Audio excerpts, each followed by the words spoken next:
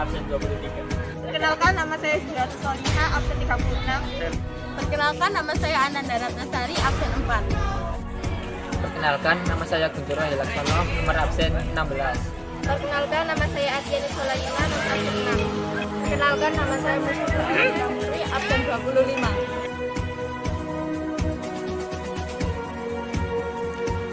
Kondisi ekonomi pada masa awal demokrasi terpimpin sangat terpuruk akibat pemberontakan-pemberontakan yang terjadi. Untuk mengatasi keadaan ekonomi pada masa ini, sistem ekonomi berjalan dengan sistem komando, di mana alat-alat produksi dan distribusi yang vital harus dimiliki dan dikuasai negara atau minimal di bawah pengawas negara. Kondisi tersebut dilatar belakangi oleh berbagai hal, mulai dari gejolak politik yang melanda Indonesia, politik luar negeri Indonesia yang bersifat konfrontatif, dijalankannya proyek politik mercusuar oleh Presiden Soekarno, hingga gagalnya sejumlah kebijakan yang diterapkan oleh pemerintah dalam menangani krisis ekonomi. Salah satu kebijakan ekonomi pada masa demokrasi terpimpin adalah ekonomi terpimpin. Ekonomi terpimpin merupakan sistem ekonomi di mana semua aktivitas ekonomi dipusatkan di pemerintah. Selain dijalankannya ekonomi terpimpin, pemerintah juga mengeluarkan kebijakan penurunan nilai uang, Bappenas dan Depernas, proyek mercusuar, hingga perumusan konsep deklarasi ekonomi atau yang biasa disingkat DEKON. Kebijakan pertama adalah upaya perbaikan perekonomian Indonesia yang dilakukan dengan pembentukan Dewan Perancangan Nasional atau Depernas.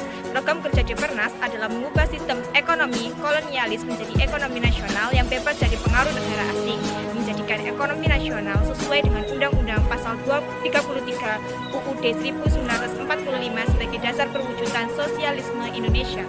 Upaya ini dirancang pada 15 Agustus 1959 dan dipimpin oleh Muhammad Yamin.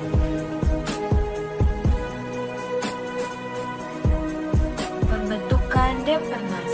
Depernas kemudian menyusun program kerjanya berupa pola pembangunan nasional yang disebut pola pembangunan semesta yang terdiri atas 2 pola, yaitu proyek pembangunan, pola penjelasan pembangunan, dan pola pembiayaan pembangunan. Pada tahun 1963 juga dibentuk Badan Perancangan Pembangunan Nasional yang dipimpin Soekarno. Tugas Bappenas adalah menyusun rencana pembangunan jangka panjang maupun pendek dengan melakukan koordinasi, menyusun rencana pembangunan secara tematik, holistik, integratif, dan spasial atau PHIS. Kebijakan yang kedua adalah penurunan nilai uang. Kekacauan ekonomi yang terjadi pada masa demokrasi terpimpin membuat pemerintah pada saat itu menerapkan beberapa kebijakan devaluasi atau penurunan nilai mata uang. Tujuannya yaitu untuk membendung inflasi dan mengurangi jumlah uang yang beredar di masyarakat. Pada 25 Agustus 1959, pemerintah mengumumkan keputusan mengenai devaluasi dengan nilai uang kertas Rp500 menjadi Rp50, uang kertas Rp1.000 menjadi Rp100, pembekuan semua simpanan di bank yang melebihi Rp25.000.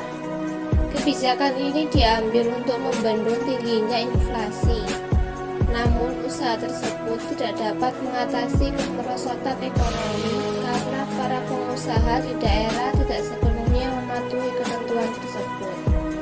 Pemotongan nilai uang memang berdampak harga barang menjadi murah, namun tetap saja rakyat kesusahan karena tidak memiliki uang. Kas negara sendiri defisit akibat proyek politik yang menghabiskan anggaran. Untuk menyetop defisit, pemerintah justru mencetak uang baru tanpa perhitungan matang. Devaluasi kembali dilakukan pada 1965 dengan menjadikan uang Rp1.000 menjadi Rp1. Akibatnya, bukannya berkurang, inflasi malah makin parah. Indonesia mengalami hiperinflasi pada 1963 sampai 1965. Inflasi mencapai 600% pada 1965. Kebijakan yang ketiga adalah DEKON. DEKON merupakan deklarasi ekonomi yang disampaikan oleh Presiden Soekarno pada tanggal 28 Maret 1963 di Jakarta. Tujuan DEKON yaitu untuk menciptakan ekonomi nasional yang bersifat demokratis dan bebas dari imperialisme dan sistem ekonomi berdikari, yaitu berdiri di atas kaki sendiri. 26 Mei 1963 sebagai pelaksanaan DEKON dikeluarkan serangkaian peraturan di bidang ekspor impor, harga, serta peraturan lainnya yang seluruhnya berjumlah 14 buah. Peraturan ini dikenal sebagai Peraturan 26 Mei. Isi dari peraturan ini pada dasarnya memiliki 14 aturan. 9 diantaranya soal aturan ekonomi, 4 mengenai aturan kepegawaian, dan 1 mengenai koordinasi pelaksanaan peraturan-peraturan tersebut. Aturan tersebut tersebar dalam undang-undang dan aturan berikut. Yang pertama yaitu Peraturan Presiden Nomor 1 Tahun 1963 tentang pelaksanaan ekspor. Yang kedua yaitu Peraturan Presiden Nomor 6 Tahun 1963 tentang pelaksanaan impor. Dan yang ketiga, Peraturan Pemerintahan Nomor 20 Tahun 1963 tentang kebijakan harga. Yang keempat, Peraturan Presiden Nomor 7 Tahun 1963 tentang aktivitas perusahaan dagang negara. Dan yang kelima yaitu Perpu Nomor 3 Tahun 1963 tentang pencabutan beberapa undang-undang perekonomian yang lama. Kemudian yang keenam yaitu Instruksi Presiden Nomor 2 Tahun 1963. Kemudian Peraturan 26 Mei ini ternyata tidak mencapai tujuannya.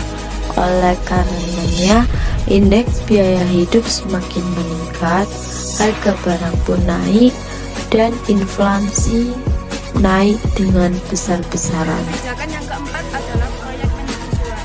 Pada Presiden Soekarno ditandai dengan pembangunan monumen. Politik ini dilakukan pada tahun 1959 sampai 1966. Tujuannya adalah untuk menunjukkan kemajuan Indonesia ke dunia. Dimulainya proyek mercusuar pada saat ditunjuknya Indonesia sebagai tuan rumah Asian Games pertama kali pada tahun 1962.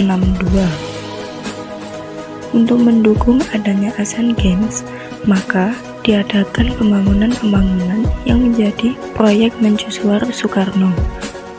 Soekarno berambisi untuk membuat Indonesia semakin dikenal semua mata dunia sejak awal kemerdekaan Indonesia itu. Untuk mencapai tujuan itu, Soekarno pun membangun proyek mercusuar di Jakarta supaya orang asing dapat melihat kemajuan-kemajuan Indonesia, yaitu 1. Stadion Gelora Bung Karno atau GBK pada tahun 1951. 2. Hotel Indonesia pada tahun 1962. 3. Jembatan Semanggi pada tahun 1962. 4. Monumen Selamat Datang pada tahun 1961. 5. Monas pada tahun 1961. 6. Gedung DPR pada tahun 1965. Kebijakan ekonomi yang dikeluarkan pemerintah untuk memperbaiki ekonomi disebabkan oleh beberapa faktor. Di antaranya yaitu masalah ekonomi tidak diatasi dengan berdasarkan prinsip-prinsip ekonomi, tapi diatasi dengan cara-cara politik.